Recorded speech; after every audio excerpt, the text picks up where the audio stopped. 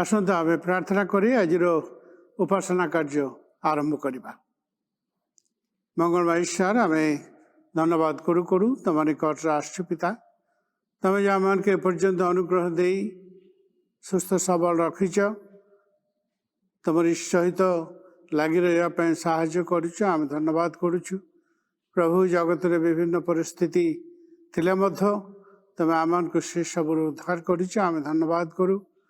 हे दयामयश्वर आम प्रार्थना करू कंटिन्यू आम सहित रुह एवं प्रत्येक को तुम अनुग्रह दियो जपरी आम समस्ते तुम सहित लागिकी रहिबा शेष पर्यंत तुम सहित आम चलिबा एवं जगतर समस्त मंद विषय पर जयलाभ करी विजयी जीवन काटिबा सेपरी अनुग्रह आम समस्त को दियो। प्रभु प्रार्थना करुचु प्रभु आज उपासना आरंभ शेष पर्यंत तुम आम को कढ़ाई नियो। प्रार्थना करू हे मंगलमय ईश्वर आज वक्ता डॉक्टर सत्य साधन मंडल को तुम अनुग्रह दियो जपरी से तुमरी वाक्य जहाँ प्रस्तुत होती तुमरी आत्मा को साहाय्य ताहा कही पारती तुम मत शक्ति दियो साहाय्य कर। हे मंगलमय प्रभु धन्यवाद गौरव महिमा सब तुमको दे समस्त तुम निकट समर्पित है सब प्रार्थना प्रभु जीशु नाम मागुछु आमेन। आम गोटे गीत गाइबा इस समय विशेष भाव में प्रभु को धन्यवाद करने निमंते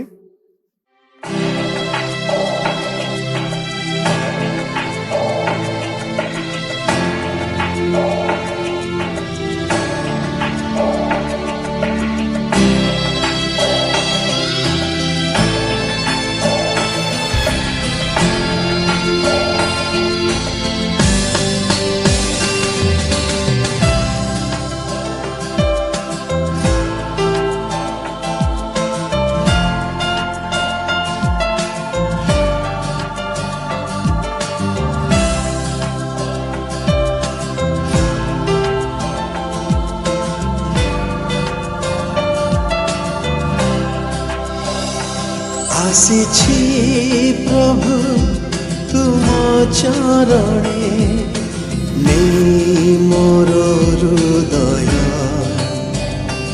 ऊर्ध दृष्टि मु करुछि प्रभु हुआ मोर सहाय प्रभु तुम प्रेम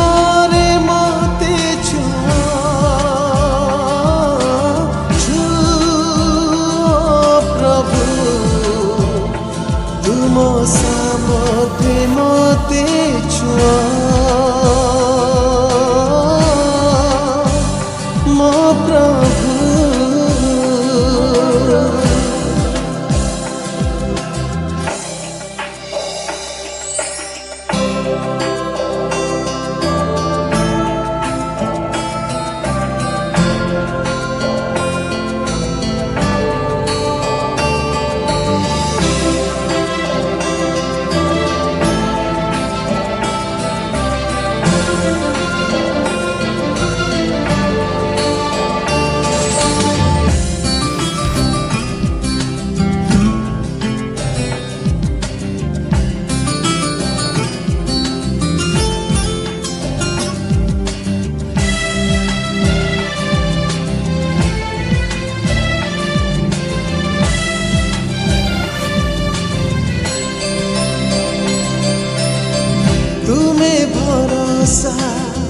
तुम्हें आश्रया तुम्हें ही दृढ़ दुर्गा मो प्रभु तुम्हें भरोसा तुम्हें आश्रया तुम्हें ही दृढ़ दुर्गा है प्रभु हम कृपातिछि तुम क्रूस तले करी मो अनुताप तुम बाहुरे आवरी मते कर मते निजार प्रभु तुम प्रेम रे मते छुआ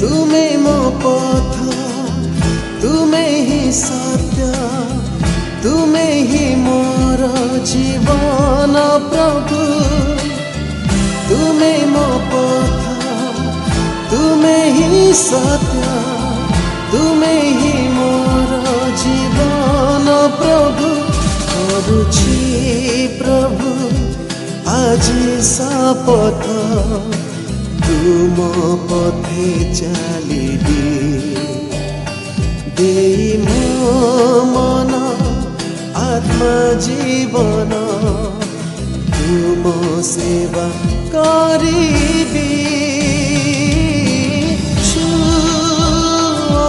प्रभु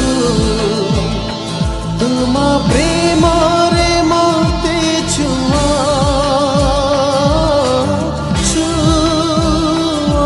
प्रभु तुम सामर्थ्य मते छुआ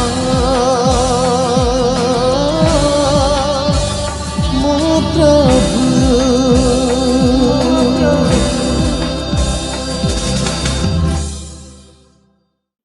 आमे बाइबल रो गोटे गीत आमे पढ़िबा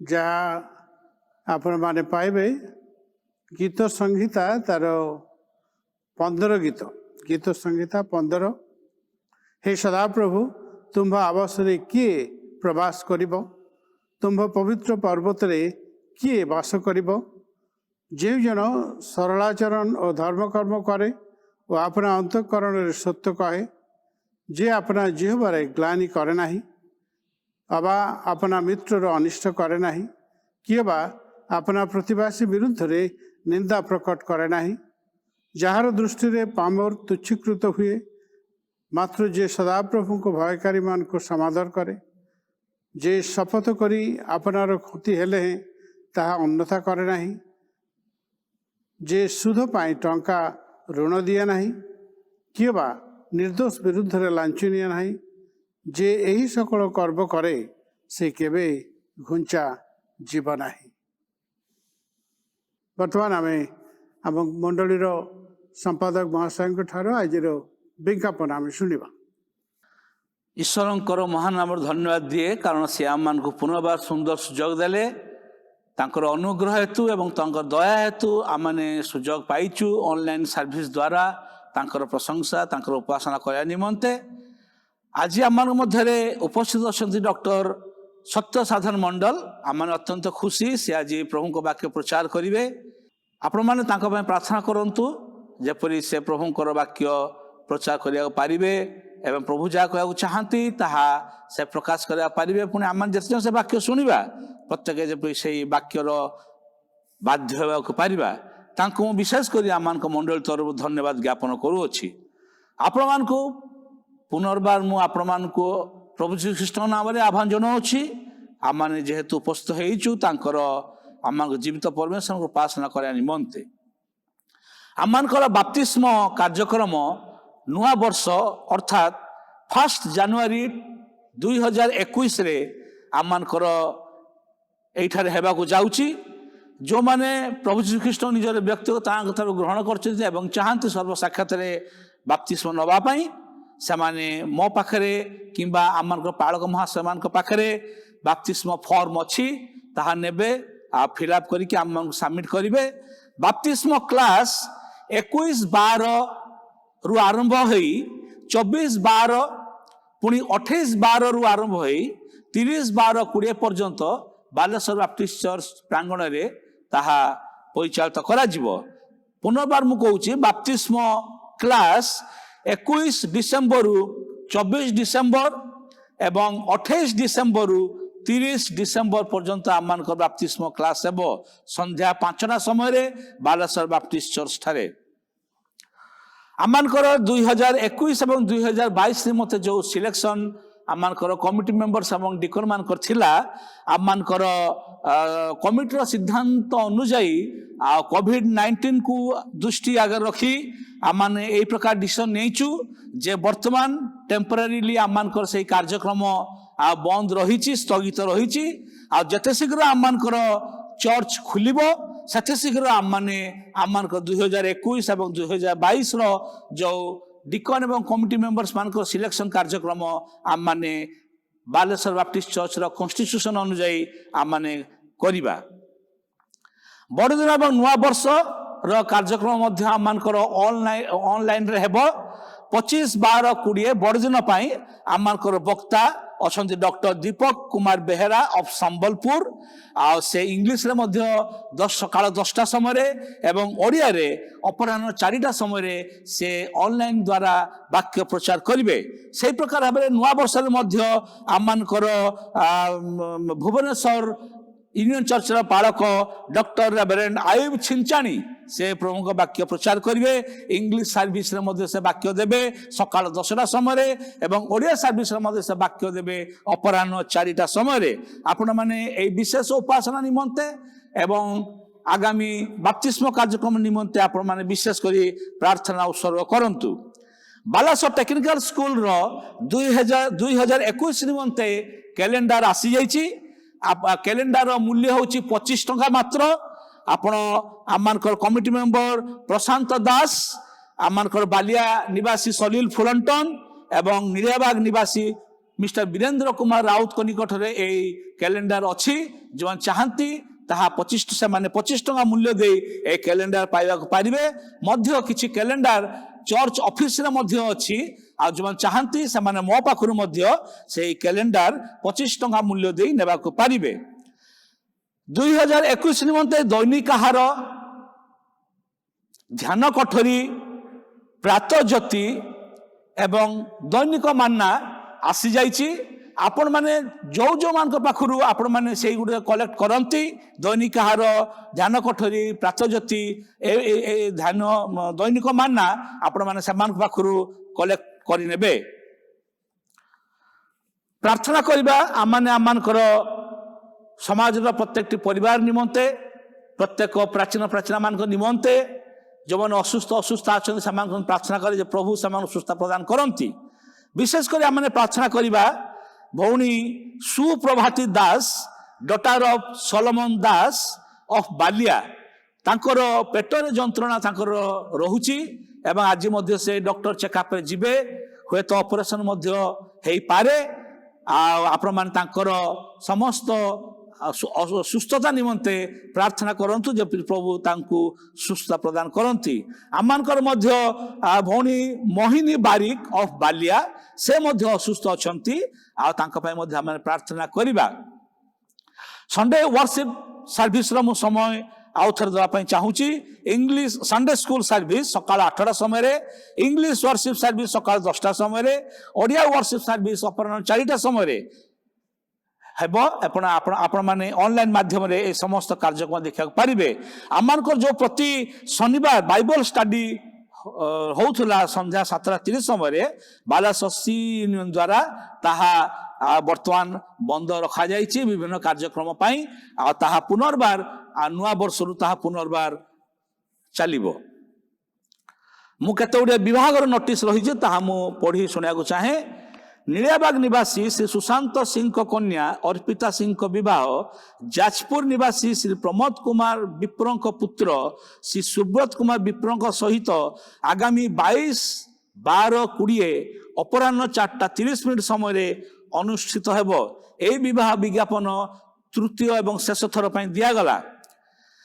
ଦ୍ୱିତୀୟ ବିଭାଗର ନୋଟିସ ଭାସ୍କରଗଞ୍ଜ ଏ ନିବାସୀ ଲେଟ୍ ଦୀପ୍ତିମୟୀ ମଣ୍ଡଳଙ୍କ କନ୍ୟା ଇପ୍ସିତା ମଣ୍ଡଳଙ୍କ ବିବାହ ମିରୁତ ୟୁପି ନିବାସୀ ଡକ୍ଟର ମହେନ୍ଦ୍ର ସିଂଙ୍କର ପୁତ୍ର ଶ୍ରୀ ଆଶିଷ ସିଂଙ୍କ ସହିତ ଆଗାମୀ 26/12/20 ଅପରାହ୍ନ 3:30 ସମୟରେ ଅନୁଷ୍ଠିତ ହେବ।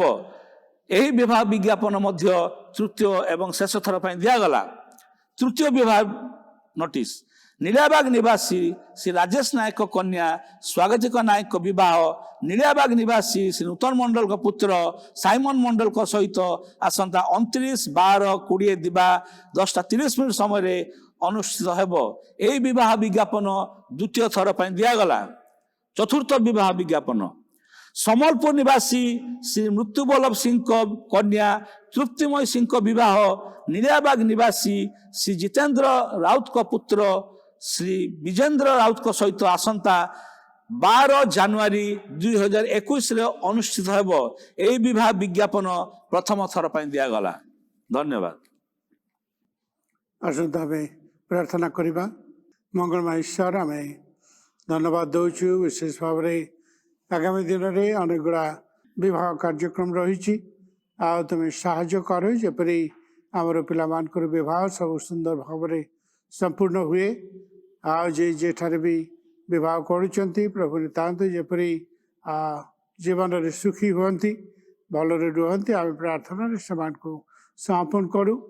ଅନ୍ୟ ପିଲାମାନେ ବି ଆମର ଅଛନ୍ତି ଯେଉଁମାନେ ବିବାହ ନିମନ୍ତେ ପ୍ରସ୍ତୁତ ଅଛନ୍ତି।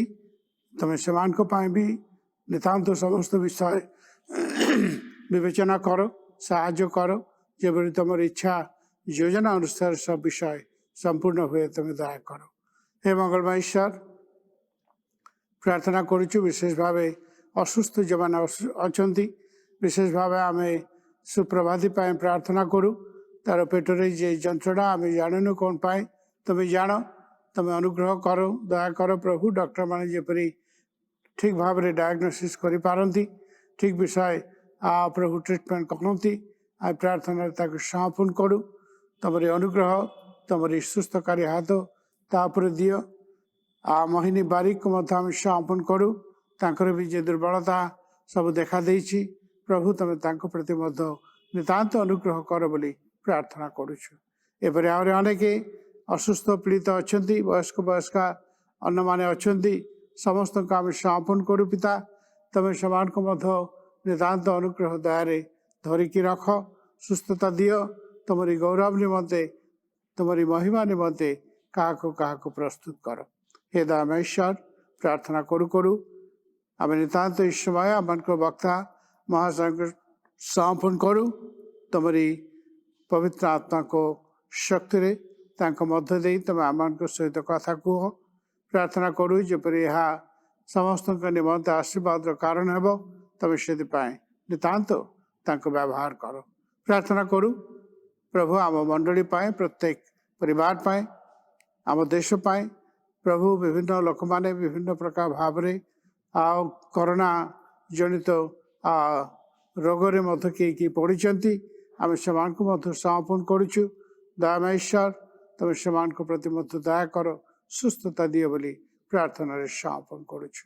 ହେ ମଙ୍ଗଳମୟ ଈଶ୍ୱର, ଧନ୍ୟବାଦ, ଗୌରବ, ମହିମା ଆମେ ସବୁ ତୁମକୁ ଦେଇ ଏ ସମୟ ତୁମ ନିକଟରେ ଆଉ ଥରେ ସମର୍ପଣ କରି ସମସ୍ତ ପ୍ରାର୍ଥନା ପ୍ରଭୁ ଯୀଶୁଙ୍କ ନାମରେ ମାଗୁଛୁ।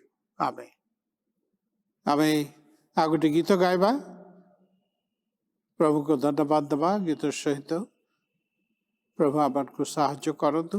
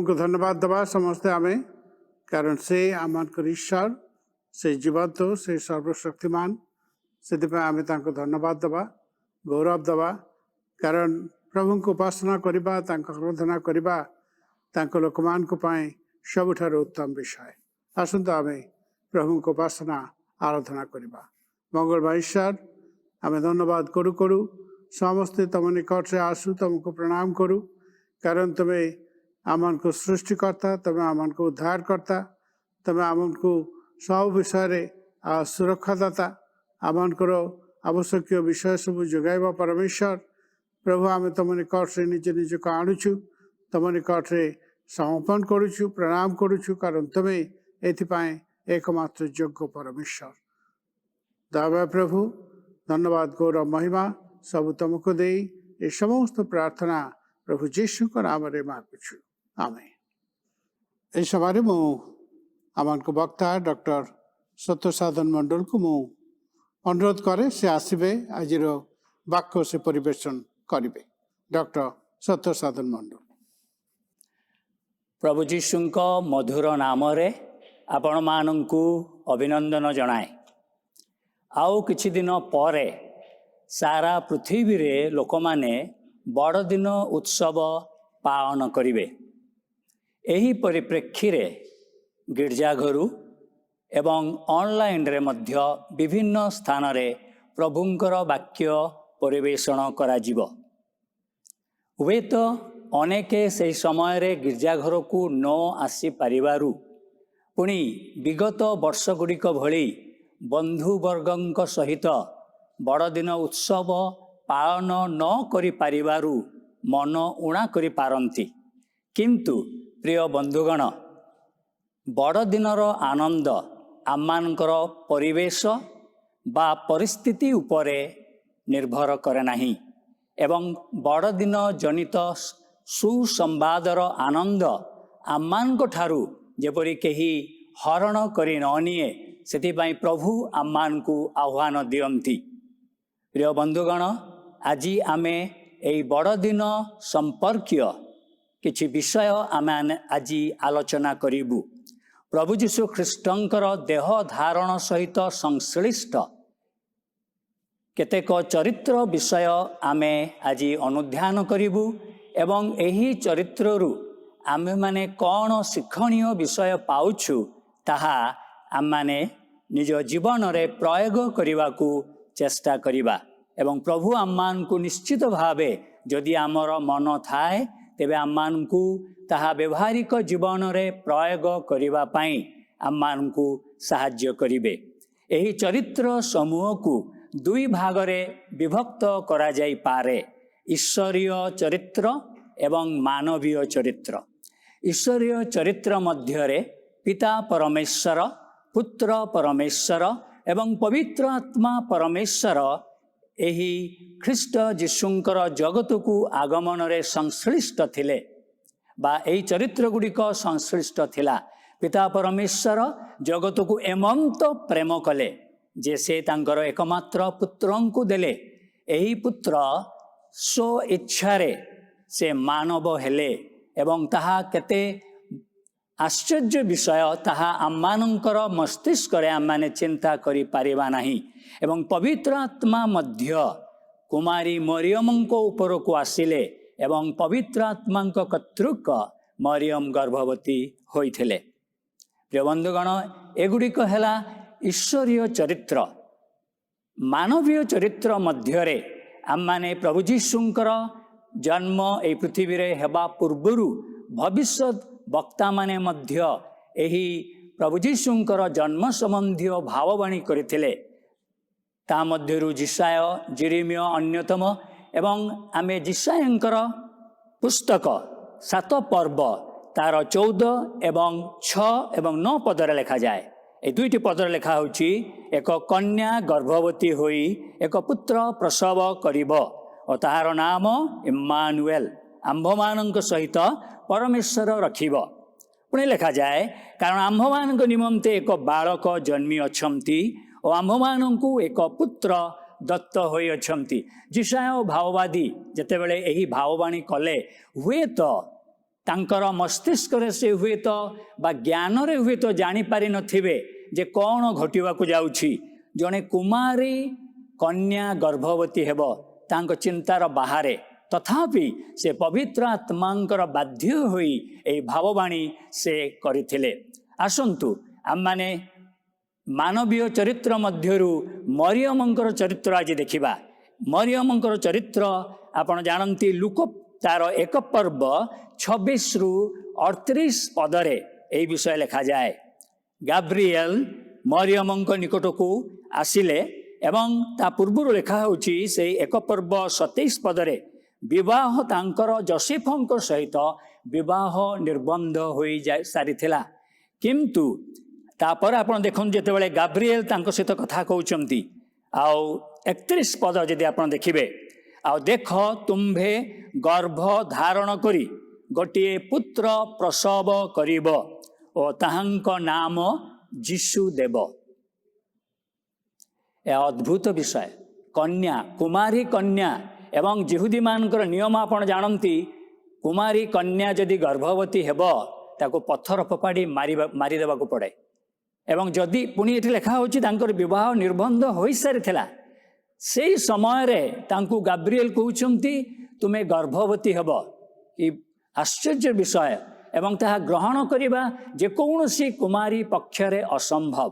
କିନ୍ତୁ ଠିକ୍ ସେଇଭଳି ସମାନ ପ୍ରତିକ୍ରିୟା ହୁଏତ ମରିୟମଙ୍କର ଜୀବନରେ ଘଟିଥିଲା। ଏବଂ ମରିୟମ ଗାବ୍ରିଏଲକୁ ପଚାରୁଛନ୍ତି ଏହା କିପରି ହେବ। 34 ପଦରେ, ମୁଁ ତ ପୁରୁଷକୁ ଜାଣେ ନାହିଁ, ଏହା କିପରି ହେବ? How can this be possible? I don't know the man. ମୁଁ ପୁରୁଷକୁ ଜାଣେ ନାହିଁ। ପ୍ରିୟ ବନ୍ଧୁଗଣ, ତାର ଉତ୍ତରରେ ଦୂତ ତାଙ୍କୁ କହିଲେ, ପବିତ୍ର ଆତ୍ମା ତୁମ୍ଭ ଉପରେ ଅବତରଣ କରିବେ ଓ ପରାତ୍ପରଙ୍କ ଶକ୍ତି ତୁମ୍ଭକୁ ଆବରିବ। ଏଣୁ ଯେ ଜାତ ହେବେ ସେ ପବିତ୍ର ଓ ଈଶ୍ୱରଙ୍କ ପୁତ୍ର ବୋଲି ଖ୍ୟାତ ହେବେ। ପ୍ରିୟ ବନ୍ଧୁଗଣ, ଈଶ୍ୱରଙ୍କ ବାକ୍ୟରେ ଲେଖାଯାଏ, ଜହନ ତାର 1 ପର୍ବ 1 ପଦରେ, ଆଦ୍ୟରେ ବାକ୍ୟ ଥିଲେ, ବାକ୍ୟ ଈଶ୍ୱରଙ୍କ ସହିତ ଥିଲେ, ସେହି ବାକ୍ୟ ଈଶ୍ୱର ଥିଲେ। ପୁଣି ସେହି 1 ଅଧ୍ୟାୟ 14 ପଦରେ ଲେଖାଯାଏ, ସେହି ବାକ୍ୟ ଦେହବନ୍ତ ହେଲେ। ପ୍ରିୟ ବନ୍ଧୁଗଣ, ସେହି ଅନାଦି କାଳରୁ ଥିବା ବାକ୍ୟ, ଅନନ୍ତ ବାକ୍ୟ ମନୁଷ୍ୟ ରୂପ ହେଲା ବା ମନୁଷ୍ୟ ରୂପ ନେଲେ, ମନୁଷ୍ୟ ହେଲେ। କେତେବେଳେ ହେଲେ? କେଉଁ ମୁହୂର୍ତ୍ତରେ ହେଲେ? ମରିୟମ ଯେତେବେଳେ ଦୂତଙ୍କ ପାଖରୁ ଏହି ବିଷୟ ଶୁଣିଲେ ଯେ ପବିତ୍ର ଆତ୍ମାଙ୍କ କର୍ତ୍ତୃକ ତାଙ୍କର ଗର୍ଭ ହେବ, ସେତେବେଳେ ସେ ସମ୍ପୂର୍ଣ୍ଣ ବିଶ୍ୱାସ କଲେ। ଏବଂ ବିଶ୍ୱାସରେ ସେ ଯେଉଁ ଉତ୍ତର ଦେଇଥିଲେ, ଶୁଣନ୍ତୁ ଲୁକ ତାର 1 ପର୍ବ 38 ପଦରେ, ଏଥିରେ ମରିୟମ କହିଲେ, ଦେଖନ୍ତୁ ମୁଁ ପ୍ରଭୁଙ୍କ ଦାସୀ, ଆପଣଙ୍କ ବାକ୍ୟାନୁସାରେ ମୋ ପ୍ରତି ଘଟୁ। ପ୍ରିୟ ବନ୍ଧୁଗଣ, ଠିକ୍ ସେଇ ମୁହୂର୍ତ୍ତରେ ମରିୟମ ଯେଉଁ ମୁହୂର୍ତ୍ତରେ କହିଲେ, ମୁଁ ପ୍ରଭୁଙ୍କ ଦାସୀ, ଆପଣଙ୍କ ବାକ୍ୟାନୁସାରେ ମୋ ପ୍ରତି ଘଟୁ, ଠିକ୍ ସେଇ ମୁହୂର୍ତ୍ତରେ ଅନାଦି ଅନନ୍ତ ବାକ୍ୟ ମରିୟମଙ୍କ ଗର୍ଭରେ ମନୁଷ୍ୟ ହେଲେ। ପ୍ରିୟ ବନ୍ଧୁଗଣ, ଏହା ଅଦ୍ଭୁତ। ଈଶ୍ୱର ମନୁଷ୍ୟ ହେଲେ, କୌଣସି ପୁରୁଷର ଶୁକ୍ରାଣୁ ଦ୍ୱାରା ସେ ହେଇନାହାନ୍ତି। ତାହା ଅଦ୍ଭୁତ ବିଷୟ। ସେଥିପାଇଁ ଦୂତ କହିଲେ, ଯିଏ ଜାତ ହେବେ ସେ ସମ୍ପୂର୍ଣ୍ଣ ପବିତ୍ର।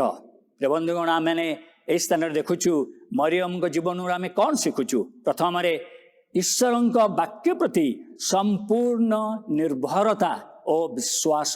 ସମ୍ପୂର୍ଣ୍ଣ ସମସ୍ତ ପ୍ରକାର ପରିସ୍ଥିତି ପରିବେଶ ଯଦିଓ ନକାରାତ୍ମକ ଥିଲା, ତଥାପି ସେ ବିଶ୍ୱାସ କଲେ ଈଶ୍ୱରଙ୍କ ବାକ୍ୟକୁ ଏବଂ ଈଶ୍ୱରଙ୍କୁ ସେ ଅଗ୍ରାଧିକାର ଦେଲେ। ସର୍ବପ୍ରଥମ ସ୍ଥାନ ତାଙ୍କ ଜୀବନରେ ଦେଇଥିଲେ। ଯାହା ବି ହେଇଯାଉ ସେ ସବୁକିଛିକୁ ସେ ସହିବା ପାଇଁ ପ୍ରସ୍ତୁତ ଥିଲେ। ସେ ଜାଣିଥିଲେ ଯେ ତାଙ୍କର ବିବାହ ନିର୍ବନ୍ଧ ହେଇଛି, ଆଉ ସେଇ ଯୋସେଫ ଜାଣିବେ, ତାଙ୍କୁ ଛାଡ଼ପତ୍ର ଦେବେ, ଭୟଙ୍କର ବିଷୟ ଘଟିବ, ପୁଣି ସମାଜ ତାଙ୍କୁ ପଥର ଫୋପାଡ଼ି ମାରିବ। ଏ ସମସ୍ତ ବିଷୟ ଜାଣିଲେ ସୁଦ୍ଧା ସେ ଜାଣିଥିଲେ ଯେ ଈଶ୍ୱର ଯାହା କହିଛନ୍ତି ତାହା କରିବା ପାଇଁ ଯାଉଛନ୍ତି। ତ୍ରାଣକର୍ତ୍ତା ଜନ୍ମଗ୍ରହଣ କରିବେ। ଚତୁର୍ଥରେ ସେ ଜାଣିଲେ ସୁଦ୍ଧା ଯୋସେଫଙ୍କୁ ତରବରିଆ ହେଇ କିଛି କହିନଥିଲେ। ପ୍ରିୟ ବନ୍ଧୁଗଣ, ଯଦି ମରିୟମ ଯୋସେଫଙ୍କୁ କହିଦେଇଥାନ୍ତେ ଯେ ଦୂତ ମୋ ସହିତ ଏଭଳି କଥା କହିଲେ ଆଉ ମୁଁ ଗର୍ଭବତୀ ହେଇଛି, ଯୋସେଫ କ'ଣ ବିଶ୍ୱାସ କରିଥାନ୍ତେ? ଈଶ୍ୱରଙ୍କ ଯୋଜନା ସମ୍ପୂର୍ଣ୍ଣ ଭାବେ ବିଗାଡ଼ି ଯାଇଥାନ୍ତା, ଶୟତାନ ଚେଷ୍ଟା କରିଥାନ୍ତା। କିନ୍ତୁ ପ୍ରିୟ ବନ୍ଧୁଗଣ, ଅନେକ ସମୟରେ ଈଶ୍ୱର ଆମକୁ ତାଙ୍କର ପ୍ରତିଜ୍ଞା ଦିଅନ୍ତି ଏବଂ ଆମେ ସେ ପ୍ରତିଜ୍ଞାକୁ ସଫଳ କରିବା ପାଇଁ ଆମର ନିଜର ମସ୍ତିଷ୍କଗତ ଜ୍ଞାନକୁ ବ୍ୟବହାର କରୁ, ଯାହାଫଳରେ କି ଈଶ୍ୱରଙ୍କ ଯୋଜନା ଆମେ ବିଗିଡ଼ି ଦେଉ। ଠିକ୍ ସେଇଭଳି ଘଟିଥିଲା ଅବ୍ରାହମଙ୍କର ଏବଂ ସାରାଙ୍କ ଜୀବନରେ। ସାରା କହିଲେ, ଯେତେବେଳେ ଦେଖିଲେ ଯେ ତାଙ୍କର ପୁତ୍ର ସନ୍ତାନ ହେଉନାହିଁ, ସେଥିପାଇଁ ସେ ହାଗାରକୁ ଦେଲେ ଅବ୍ରାହମକୁ। ଈଶ୍ୱର ଚାହିଁନଥିଲେ କେବେ ଯେ ହାଗାର ଅବ୍ରାହମଙ୍କ ପ୍ରତି ଆସନ୍ତୁ, ଏବଂ ଯାହା ଫଳରେ କି ଆମେ ଜାଣିଛୁ ଫଳ କ'ଣ ହେଲା, ଇସ୍ମାଏଲ ଜାତ ହେଲା। ଇସ୍ରାଏଲ ଏବଂ ଆରବ ଗୋଷ୍ଠୀର ଯେଉଁ କନ୍ଦଳ ବର୍ତ୍ତମାନ ସୁଦ୍ଧା ସେଥିପାଇଁ ଚାଲିଛି ଇସ୍ମାଏଲ ଆଉ ଇସାହାକ। ପ୍ରକୃତ ପ୍ରତିଜ୍ଞାତ ସନ୍ତାନ ଇସାହାକ। ଇସାହାକ ପାଇଁ ଅପେକ୍ଷା କରିବାର ଥିଲା ଅବ୍ରାହମଙ୍କର ଏବଂ ସାରାଙ୍କର ଅପେକ୍ଷା କରିବାର ଥିଲା, କିନ୍ତୁ ସେମାନେ ଅପେକ୍ଷା କରିନଥିଲେ। ପ୍ରିୟ ବନ୍ଧୁଗଣ, ମରିୟମ ଅପେକ୍ଷା କରିଲେ ଯୋସେଫଙ୍କୁ ସଦାପ୍ରଭୁ ଜଣେଇବା ପର୍ଯ୍ୟନ୍ତ। ଆଉ ମରିୟମଙ୍କ ପରେ ମରିୟମ ଯେତେବେଳେ ଦୂତଙ୍କ ସହିତ କଥାବାର୍ତ୍ତା କଲା ପରେ ଜାଣିଲେ ଯେ ତାଙ୍କର ଆତ୍ମୀୟା ଏଲିସାବେଥଙ୍କର ବର୍ତ୍ତମାନ 6ଠ ମାସ ଚାଲିଛି, ଆଉ ସେ ଜିଖରିୟଙ୍କର ଗୃହକୁ ଆସିଲେ। ଜିଖରିୟଙ୍କ ଗୃହକୁ ପ୍ରବେଶ କରିବା ବେଳେ ସେ ସମ୍ଭାଷଣ କରିଥିଲେ କାହାକୁ? ଆମେ ଆଉ ଗୋଟିଏ ଚରିତ୍ର ବର୍ତ୍ତମାନ ଦେଖୁଛୁ, ଏଲିସାବେଥ। ତାର ଆପଣ ପାଇବେ ଲୁକ ତାର 1 ପର୍ବ 39 ଏବଂ 40 ପଦ ଲେଖାଯାଏ। ସେ ଜିଖରିୟଙ୍କ ଗୃହକୁ ଆସିଲେ, ମରିୟମ ସଙ୍ଗେ ସଙ୍ଗେ ଆସିଲେ। 43 ପଦରେ ଯେତେବେଳେ ଏଲିସାବେଥ ମରିୟମଙ୍କର ସମ୍ଭାଷଣ ଶୁଣିଲେ, ଆଉ ତାଙ୍କୁ ସେ ଅଭିନନ୍ଦନ ଜଣାଉଛନ୍ତି। କିଏ ନା ମରିୟମ ଏଲିସାବେଥଙ୍କୁ। ଆଉ ସେ କହୁଛନ୍ତି, ଏଲିସାବେଥ କହୁଛନ୍ତି, ଦେଖନ୍ତୁ ସେ ଜାଣିନାହାନ୍ତି ମରିୟମ ଗର୍ଭବତୀ ବୋଲି। କିଭଳି ଜାଣିଲେ ଆମେ ଜାଣିନାହୁଁ, ବାଇବେଲରେ ଲେଖା ହେଇନାହିଁ। କିନ୍ତୁ ମରିୟମକୁ ସିଧାସଳଖ ସେ କହୁଛନ୍ତି, ମୋ ପ୍ରଭୁଙ୍କର ମାତା ଯେ ମୋ ନିକଟକୁ ଆସିବେ, ମୋର ଏ ସୌଭାଗ୍ୟ କେଉଁଠାରୁ ହେଲା? ପ୍ରିୟ ବନ୍ଧୁଗଣ, ଆଉ ସେ ମଧ୍ୟ ଜାଣିଲେ ଯେ ମୋ ପ୍ରଭୁଙ୍କର ମାତା ଅର୍ଥାତ୍ ମରିୟମଙ୍କ ଗର୍ଭରେ ଥିବା ଶିଶୁ ଏଲିସାବେଥଙ୍କର ପ୍ରଭୁ, ଅର୍ଥାତ୍ ସେ ଯୀଶୁଙ୍କୁ ପ୍ରଭୁ ବୋଲି ସ୍ୱୀକାର କଲେ। ଏବଂ ସେ ମରିୟମକୁ କହୁଛନ୍ତି ଯେ ତୁମର ସମ୍ଭାଷଣ ଶୁଣିଲା ମାତ୍ରେ ମୋର ଗର୍ଭସ୍ଥ ଶିଶୁ ନାଚି ଉଠିଲା, ଆଉ ସେ ପବିତ୍ର ଆତ୍ମାରେ ପୂର୍ଣ୍ଣ ହେଲେ। ପ୍ରିୟ ବନ୍ଧୁଗଣ, ଯେତେବେଳେ ଜଣେ ମା ଗର୍ଭବତୀ ଥାଏ, ସେତେବେଳେ ସେ କି ପ୍ରକାର କଥାବାର୍ତ୍ତା ଲୋକମାନଙ୍କ ସହିତ କରେ, ସେଥିପାଇଁ ତାକୁ ସତର୍କ ରହିବାକୁ ପଡ଼ିବ। ଯଦି ଗର୍ଭରେ ଶିଶୁ ଥିବାବେଳେ ମା ଯଦି ଈଶ୍ୱରଙ୍କ ସହିତ ସମୟ ନ କଟାଏ, ଅନ୍ୟମାନଙ୍କର ବିରୁଦ୍ଧାଚରଣ କରେ, ବିଭିନ୍ନ ଚର୍ଚ୍ଚା ସେ କରେ, ଶିଶୁ ମଧ୍ୟ ସେଭଳି ଦୁଷ୍ଟ ହେଇ ବାହାରିବ। ତାର ପ୍ରମାଣ ମଧ୍ୟ ଅଛି। ପ୍ରିୟ ବନ୍ଧୁଗଣ, ଯେଉଁମାନେ ଗର୍ଭବତୀ ସେମାନେ ମଧ୍ୟ ଏବଂ ବିଶ୍ୱାସୀ ସେମାନେ ସତର୍କ ରହିବା ଉଚିତ। ଯେତେବେଳେ ଶିଶୁ ଗର୍ଭରେ ଅଛି, ସେତେବେଳେ କି ପ୍ରକାର ସେମାନେ ପ୍ରଭୁଙ୍କ ସହିତ ସଙ୍ଗତି କରୁଛନ୍ତି। ଯାହା ଶୁଣିବେ, ଯାହା କହିବେ, ଶିଶୁ ଉପରେ ପ୍ରଭାବ ପଡ଼ିବ।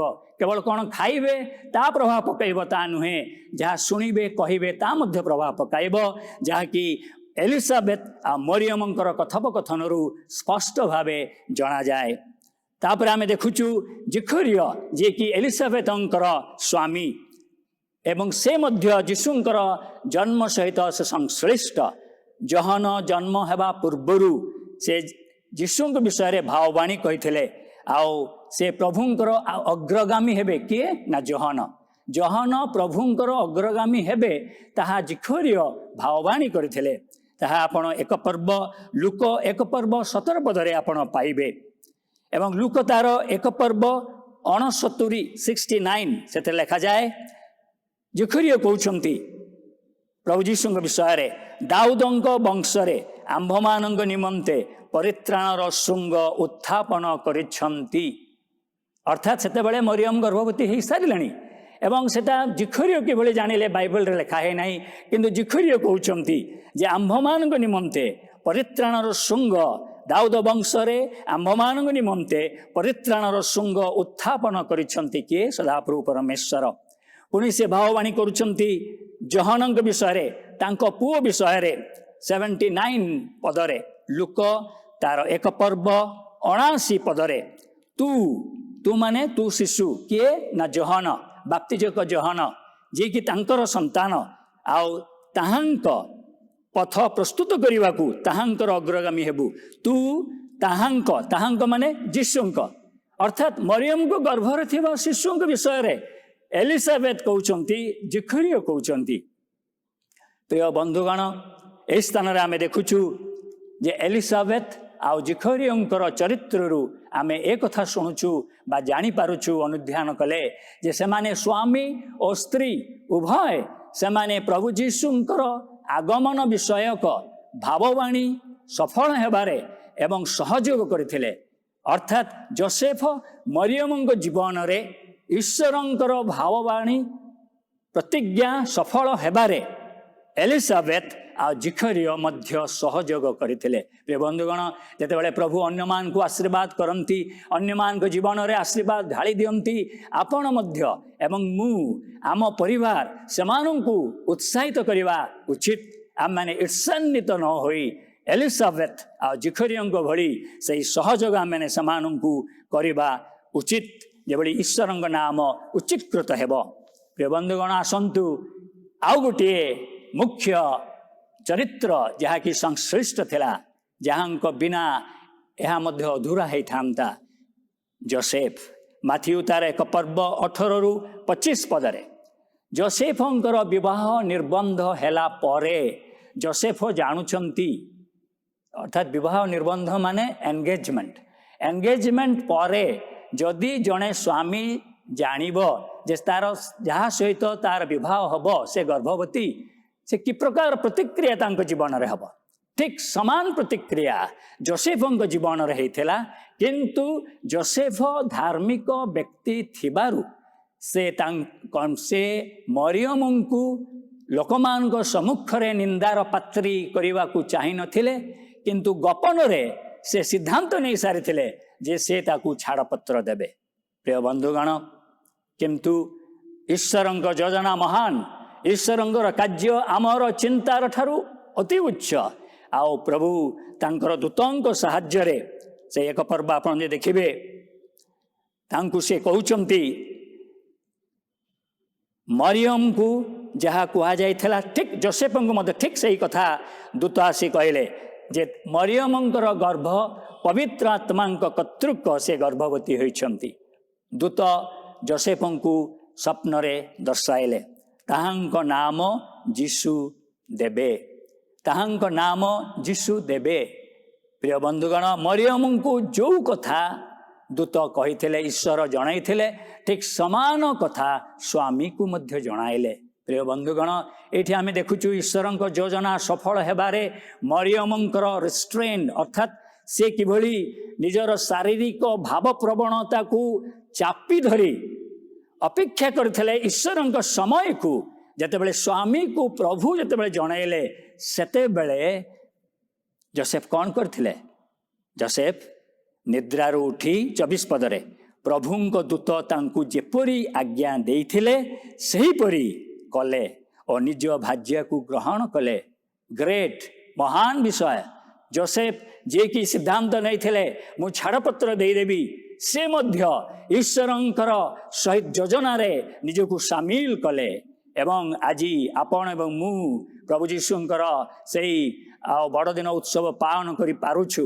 ପ୍ରିୟ ବନ୍ଧୁଗଣ, 25 ପଦ ଲେଖାଯାଏ ଏବଂ ସେ ଏଭଳି ସହଯୋଗ କଲେ। ଆପଣ ଯଦି ନିରୀକ୍ଷଣ କରିବେ ସେଇ ପଦରେ, 25 ପଦରେ କ'ଣ କଲେ? ସେ ଈଶ୍ୱର ତାଙ୍କୁ ଯେଉଁ ଆଜ୍ଞା ଦେଲେ ତାହା ସେ ପାଳନ କଲେ, ନିଜ ଭାର୍ଯ୍ୟାକୁ ଗ୍ରହଣ କଲେ, ଯାହାକୁ ଛାଡ଼ପତ୍ର ଦେବେ ବୋଲି ସେ ଭାବିଥିଲେ।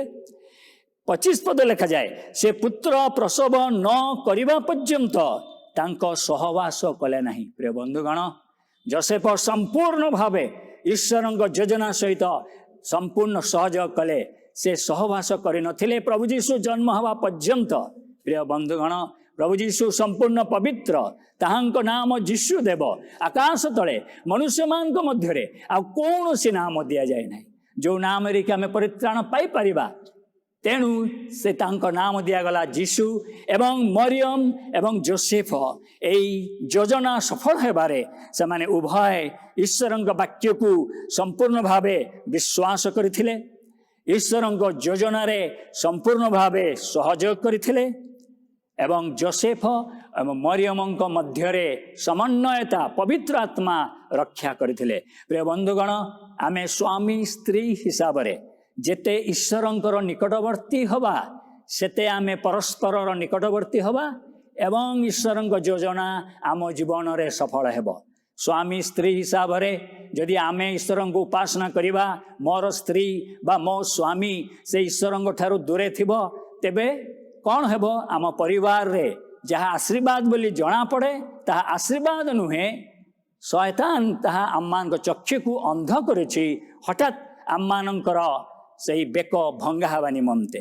ପ୍ରିୟ ବନ୍ଧୁଗଣ, ଯୋସେଫଙ୍କ ନମ୍ରତା ଏବଂ ମରିୟମଙ୍କର ସେ ତାଙ୍କୁ ଯଥାର୍ଥ ତତ୍ତ୍ୱ ନେବା ନିମନ୍ତେ ତାଙ୍କୁ ସାହାଯ୍ୟ କରିଥିଲା। ଯେତେବେଳେ ସେ ଜାଣିଲେ ଯେ ସେ ଶିଶୁ ପରିତ୍ରାଣକର୍ତ୍ତା, ଆଉ ସେତେବେଳେ ସମ୍ପୂର୍ଣ୍ଣ ଭାବେ ସେ ବିଶ୍ୱାସ କରିଥିଲେ ଏବଂ ଗର୍ଭରେ ଥିବା ଶିଶୁଙ୍କୁ ମରିୟମକୁ ନେଇ ସେ ଗଲେ ଏବଂ ଆମେ ଜାଣିବୁ ବେଥଲେହେମରେ ଜନ୍ମଗ୍ରହଣ କରିଥିଲେ ପ୍ରଭୁ ଯୀଶୁ। ଏବଂ ସେ ଯେତେବେଳେ ପ୍ରଭୁ ଯୀଶୁ ବେଥଲେହେମରେ ଜନ୍ମଗ୍ରହଣ କଲେ ସେତେବେଳେ ମେଷପାଳକମାନଙ୍କୁ ମଧ୍ୟ ଦୂତମାନେ ଦେଖା ଦେଇଥିଲେ। ତାହା ଆପଣ ପାଇବେ ଲୁକ ତାର 2 ପର୍ବ 8 ପଦରୁ 19 ପଦରେ।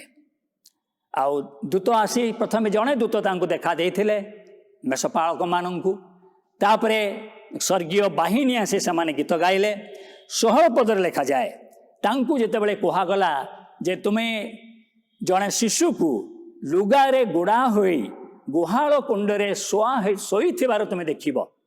ତାପରେ 16 ପଦରେ ଲେଖା ହେଉଛି, ଲୁକ ତାର 2 ପର୍ବ 16 ପଦରେ, ସେମାନେ ଶୀଘ୍ର ଯାଇ ଅନ୍ୱେଷଣ କରି ମରିୟମ ଓ ଯୋସେଫଙ୍କୁ ପୁଣି ଗୁହାଳ କୁଣ୍ଡରେ ଶିଶୁଙ୍କୁ ଶୋଇଥିବାର ଦେଖିଲେ।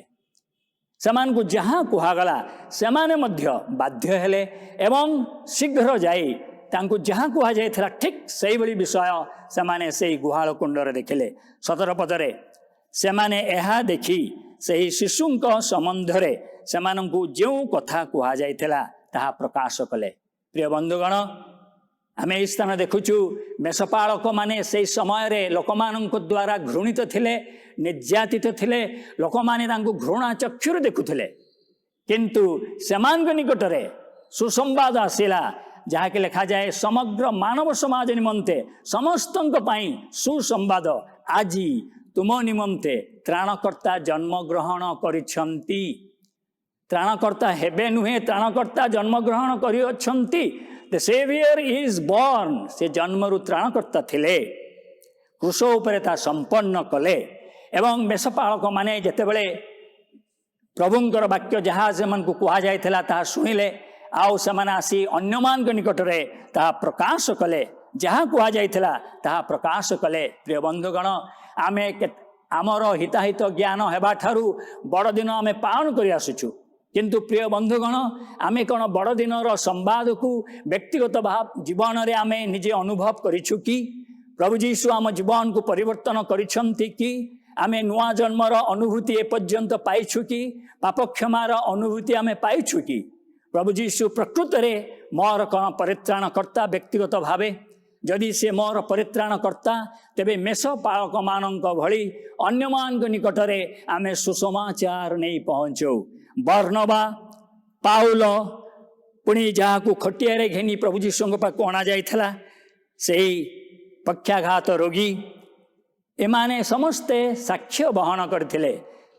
ଏବଂ ସେହି ସମୀରଣୀୟ ସ୍ତ୍ରୀ ମଧ୍ୟ ସେ କହିଥିଲା, ଆସ ଦେଖିବ ଜଣକୁ ମୁଁ ଯାହା ଯାହା କରିଛି ସେସବୁ ମୋତେ କହିଦେଲେ। ପ୍ରିୟ ବନ୍ଧୁଗଣ, ଯେତେବେଳେ ପ୍ରଭୁ ଯୀଶୁ ଆମ ଜୀବନକୁ ଆସିବେ, ଆମେ ଆଉ ଲଜ୍ଜା ଅନୁଭବ କରିବା ନାହିଁ। ଆମ ସାକ୍ଷ୍ୟ ଅନ୍ୟମାନଙ୍କ ନିକଟରେ ଦେବା ନିମନ୍ତେ ଏ ପାଣ୍ଡେମିକ୍ ସମୟରେ ମଧ୍ୟ ପ୍ରଭୁ ଆମମାନଙ୍କୁ ଅନେକ ସୁଯୋଗ ଦେଇଛନ୍ତି। ମୋବାଇଲ ମାଧ୍ୟମରେ, ଅନଲାଇନ୍ ମାଧ୍ୟମରେ, ପୁଣି ଆମେ ତ ବର୍ତ୍ତମାନ ବଜାର ଯାଉଛୁ, ଅନ୍ୟମାନଙ୍କ ସହିତ ମଧ୍ୟ ମିଶୁଛୁ। ଏହି ସମୟରେ ଆମେ ସୁସମାଚାରକୁ ଉପସ୍ଥାପନ କରିବାର ସୁଯୋଗ ପ୍ରଭୁ ଆମକୁ ମେଷପାଳକମାନଙ୍କ ଭଳି ଦିଅନ୍ତୁ। ଏବଂ ମେଷପାଳକମାନେ ଯେଭଳି ନମ୍ର ଥିଲେ, ଆମମାନେ ମଧ୍ୟ ସେହି ନମ୍ରତାର ସହିତ ପ୍ରଭୁଙ୍କର ବାକ୍ୟକୁ ଅନ୍ୟମାନଙ୍କ ନିକଟରେ ପ୍ରକାଶ କରୁ। ଆଉ ଗୋଟେ ଚରିତ୍ର ଆମେ ଦେଖିବା, ଲୁକ ତାର 2 ପର୍ବ 25ରୁ 31 ପଦରେ।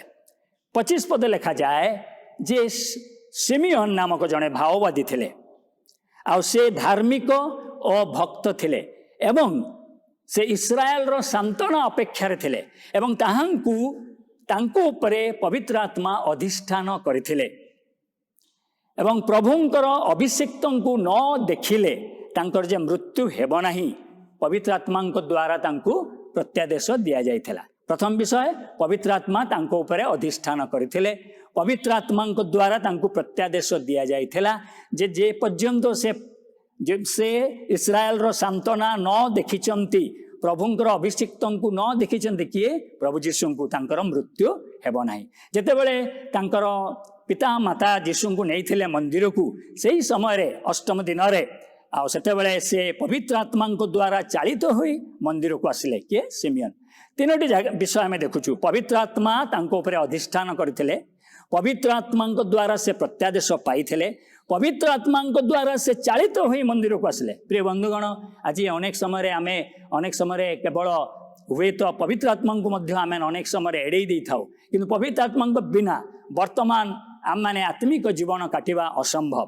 ତେଣୁ ପ୍ରିୟ ବନ୍ଧୁଗଣ, ଯେଭଳି ସିମିୟନ ଅପେକ୍ଷା କରିଥିଲେ ପ୍ରଥମ ଆଗମନକୁ ପବିତ୍ର ଆତ୍ମାଙ୍କର ସହାୟତାରେ, ପବିତ୍ର ଆତ୍ମାଙ୍କ ଚାଳନାରେ ଏବଂ ପବିତ୍ର ଆତ୍ମାଙ୍କର ପ୍ରତ୍ୟାଦେଶରେ ଅଧିଷ୍ଠାନ ତାଙ୍କ ଉପରେ କରିଥିଲେ, ତେଣୁ ପ୍ରଭୁ ମଧ୍ୟ ଆମମାନଙ୍କୁ ସେଭଳି ପବିତ୍ର ଆତ୍ମାଙ୍କର ପୂର୍ଣ୍ଣତା ଚାଳନା ଆମମାନଙ୍କୁ ଦେବେ, ଆମମାନଙ୍କୁ ଦୃଢ଼ତା ଦେବେ, ନିଶ୍ଚୟତା ଦେବେ ଯେ ଯୀଶୁଙ୍କର ଦ୍ୱିତୀୟ ଆଗମନ ନ ଦେଖିବା ପର୍ଯ୍ୟନ୍ତ ହୁଏତ ଆମମାନେ ଯେଉଁମାନେ ଆଜି ଶୁଣୁଛୁ ପ୍ରଭୁଙ୍କ ବାକ୍ୟ ବା ମୁଁ ଯେ କହୁଛି, ହୁଏତ ଆମମାନେ ମୃତ୍ୟୁ ଦେଖି ନପାରୁ, ହୁଏତ ଜୀବିତ ଅବସ୍ଥାରେ ପ୍ରଭୁ ଯୀଶୁଙ୍କ ସହିତ ଆମମାନେ ମିଳିତ ହେବା।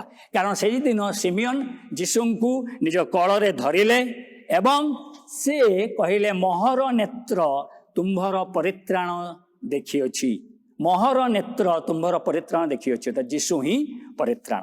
ପ୍ରିୟ ବନ୍ଧୁଗଣ, ଆମମାନଙ୍କୁ ଧୈର୍ଯ୍ୟର ସହିତ ପବିତ୍ର ଜୀବନ ଯାପନ କରିବାରେ, ଜାଗ୍ରତ ଜୀବନ କାଟିବାରେ, ଲଜ୍ଜିତ ନ ହେବା ପାଇଁ, ଆନନ୍ଦରେ ଈଶ୍ୱର ପରାୟଣ ଜୀବନ, ପବିତ୍ର ଜୀବନ କାଟିବା ପାଇଁ ପ୍ରଭୁ ଯୀଶୁଙ୍କ ଦ୍ୱିତୀୟ ଆଗମନର ଭରସା ଆମମାନଙ୍କୁ ସାହାଯ୍ୟ କରେ। ଅନ୍ୟ ଏକ ଚରିତ୍ର ହାନ୍ନା ମଧ୍ୟ ପ୍ରଭୁ ଯୀଶୁଙ୍କର ଆଗମନରେ ସେ ଆନନ୍ଦିତ ହୋଇଥିଲେ। ମାଥିଉ ତାର 2:2 ଆମେ ଜାଣୁ ଯେ ପଣ୍ଡିତମାନେ ମଧ୍ୟ ଆସିଲେ ପ୍ରଭୁ ଯୀଶୁଙ୍କୁ ଦେଖିବା ପାଇଁ। ସେମାନେ ସୁନା, କୁନ୍ଦୁରୁ, ଗନ୍ଧରସ ନେଇ ଆସିଥିଲେ ଏବଂ ପ୍ରଭୁ ଯୀଶୁ ହେଉଛନ୍ତି ରାଜା, ସେଥିପାଇଁ ସେମାନେ ସୁନା ପ୍ରଭୁ ଯୀଶୁଙ୍କୁ ଦେଲେ। କୁନ୍ଦୁରୁ ଅର୍ଥାତ୍ ପ୍ରଭୁ ଯୀଶୁ ଆମ ପାଇଁ ମହାଯାଜକ ଏବଂ ଆମମାନଙ୍କ ପରିତ୍ରାଣକର୍ତ୍ତା। ଗନ୍ଧରସ ବୁଝାଏ ସେ ଆମମାନଙ୍କ ପରିତ୍ରାଣକର୍ତ୍ତା। ଏଇ ଯେଭଳି ପ୍ରଭୁ ଯୀଶୁଙ୍କର ଜନ୍ମ ସମ୍ବାଦ ସେଇ ସରଳ ଲୋକମାନଙ୍କ ନିକଟରେ, ମେଷପାଳକମାନଙ୍କ ନିକଟରେ ପ୍ରକାଶିତ ହୋଇଥିଲା, ଜ୍ଞାନୀମାନଙ୍କ ନିକଟରେ, ସେଇ ପୂର୍ବ ଦେଶର ପଣ୍ଡିତମାନଙ୍କୁ ମଧ୍ୟ କୁହାଯାଇଥିଲା, କିନ୍ତୁ ସେମାନେ ନିଜ ଜ୍ଞାନ ଉପରେ ନିର୍ଭର କରି ରାଜପ୍ରାସାଦକୁ ଚାଲିଗଲେ। ଅନେକ ଶିଶୁଙ୍କର ହତ୍ୟା ହେଲା। ପ୍ରିୟ ବନ୍ଧୁଗଣ, ପ୍ରଭୁ ଯେତେବେଳେ ଆମମାନଙ୍କୁ ତାଙ୍କର ବାକ୍ୟ ଜଣାନ୍ତି, ସେତେବେଳେ ଆମମାନେ ଯେଭଳି ନିଜ ଜ୍ଞାନରେ ନ ମାତିଯାଉ, ଆଉ ସେମାନେ ପ୍ରଣାମ କରିଥିଲେ ପ୍ରଭୁଙ୍କୁ ଏବଂ ସେମାନେ କହିଥିଲେ, ଯିହୁଦୀମାନଙ୍କର ରାଜା ଯେଉଁଠି ଜନ୍ମଗ୍ରହଣ କରିଛନ୍ତି। ତେଣୁ ପ୍ରଭୁ ଯୀଶୁ ଜନ୍ମରୁ ମଧ୍ୟ ରାଜା ଥିଲେ। ଶେଷରେ ଜଣେ ଚରିତ୍ର ଆମେ ଦେଖିବା, ହେରୋଦ। ସେ କିନ୍ତୁ କ'ଣ କରିଥିଲେ? ସେ ଭ୍ରାନ୍ତ ଭାବେ, ଆପଣ ପଢ଼ିବେ 2 ପର୍ବ ତାର ମାଥିଉ 2:7-8 ଲେଖାଯାଏ, ସେ ଗୋପନରେ ସେମାନଙ୍କୁ ଡାକିକି ବୁଝିନେଲେ ପ୍ରଭୁ ଯୀଶୁ କେଉଁଠି ଜନ୍ମ ହେଇଛନ୍ତି। ଆଉ ସେ କ'ଣ କହିଲେ? ତୁମେ ଯାଇକି ଦେଖ, ଆଉ ଆମେ ମଧ୍ୟ ଯାଇକି ପ୍ରଣାମ କରିବା। ଅର୍ଥାତ୍ ସେ ହିପୋକ୍ରେଟ୍ ଥିଲେ। ସେ ଥିଲେ ସେ ଭ୍ରାନ୍ତରେ, ସେ ଯାହାକି ନିଜେ ଯାହା ନୁହନ୍ତି ଛଳନାରେ ପ୍ରଭୁ ଯୀଶୁଙ୍କର ସେବା କରିବାକୁ ଚାହୁଁଥିଲେ। ପ୍ରିୟ ବନ୍ଧୁଗଣ, ଆଜି ଆମର ସମାଜରେ ହୁଏତ କେହି ସେଭଳି ଥାଇପାରନ୍ତି ବା ନଥାଇପାରନ୍ତି। ଆମେ ନିଜକୁ ପ୍ରଶ୍ନ ପଚାରୁ, ଆମେ ଏପର୍ଯ୍ୟନ୍ତ ଯଦି ପ୍ରଭୁ ଯୀଶୁଙ୍କୁ ଉପାସନା କରି ଆସିଛୁ, ପ୍ରକୃତରେ ସତ୍ୟ ଆତ୍ମାରେ ପ୍ରଭୁ ଯୀଶୁଙ୍କ ସେବା କରୁଛୁ ନା ହେରୋଦଙ୍କ ଭଳି ଛଳନା କରୁଛୁ, ଯାହାଫଳରେ କି ଅନ୍ୟ ଶିଶୁମାନଙ୍କର ହତ୍ୟା ହେବ? ତାଙ୍କର ଉଦ୍ଦେଶ୍ୟ ଥିଲା ଯୀଶୁଙ୍କୁ ହତ୍ୟା କରିବା ପାଇଁ। ପ୍ରିୟ ବନ୍ଧୁଗଣ, ଏହି ଶେଷ ଦିନରେ ପ୍ରଭୁ ଆମମାନଙ୍କୁ ଅନୁଗ୍ରହ କରନ୍ତୁ। ମରିୟମ ଓ ଯୋସେଫଙ୍କ ଭଳି, ଏଲିସାବେଥ, ଜିଖରିୟଙ୍କ ଭଳି ଦମ୍ପତି ପ୍ରଭୁ ଆମମାନଙ୍କୁ କରନ୍ତୁ, ଯାହାକି ଈଶ୍ୱରଙ୍କର ଯୋଜନା ସଫଳ ହେବାରେ ଆମେ ସାହାଯ୍ୟ କରିବା। ମେଷପାଳକମାନଙ୍କ ଭଳି ନମ୍ରତାର ଜୀବନ ଆମମାନେ କାଟୁ ଏବଂ ଅନ୍ୟମାନଙ୍କ ନିକଟରେ ସୁସମାଚାର ନେଇ ପହଞ୍ଚାଉ। ଏବଂ ପଣ୍ଡିତମାନେ ଯେଭଳି ସବୁକିଛି ସେମାନେ ତାଙ୍କୁ ପ୍ରଣାମ କରିଥିଲେ, ଶିଶୁ ଯୀଶୁଙ୍କ ନିକଟରେ ପ୍ରଣାମ କରିଥିଲେ। ତେଣୁ ଆମମାନଙ୍କର ସମସ୍ତ ଗର୍ବ, ଅହଙ୍କାର, ଆଭିଜାତ୍ୟକୁ ଆମେ ପରିତ୍ୟାଗ କରି ପ୍ରଭୁ ଯୀଶୁଙ୍କୁ ଉପାସନା କରୁ, ଯାହାଙ୍କ ଚିତ୍ର ଆପଣ ପ୍ରକାଶିତ ବାକ୍ୟ 1 ପର୍ବରେ ଆପଣ ପାଇବେ। प्रभु आम मान प्रत्येक को आशीर्वाद करंतु हेरोद भली आत्मा को चिन्हिबा पाए छलना प्रिय आत्मा को चिन्हिबा पाए द स्पिरिट ऑफ डिसर्नमेंट प्रभु आम मान को दियंतु पवित्र आत्मा पूर्णता दियंतु जेबळे आम प्रथम आगमन पालन करने सहित द्वितीय आगमन पाई प्रस्तुत थाओ अन्य मान को प्रस्तुत हेबारे साहाय्य करू प्रभु तांको वाक्य रे आशीर्वाद करंतु धन्यवाद। आज वाक्य निमंते आम डॉक्टर सत्य साधन मंडल को धन्यवाद दौ। आसतु आम प्रार्थना करवा आज उपासना शेष करवा। मंगलवार ईश्वर आम धन्यवाद करुचु तुम्हारे वाक्य जहाँ मान को दिगला नितांत प्रभु ताहा जेपरि आम आम जीवन रे विश्वास रे ग्रहण करूँ एवं कार्य लगाऊ से तुम आम मान को साहाय्य कर अनुग्रह दियो जेपरि तुमरी वाक्यर बाध्य हो आम समस्त तुमरी आशीर्वाद पात्र हो पारू से तुम साहाय्य कर। धन्यवाद गौरव महिमा सब तुमको दे समस्त प्रार्थना प्रभु जीशु नाम मांगुछु आमेन। एत पिता ईश्वर प्रेम प्रभु जीशु अनुग्रह पवित्र आत्मा शांति सांत्वना चेतना सहभागिता आम समस्त सहवर्ती हो आमेन।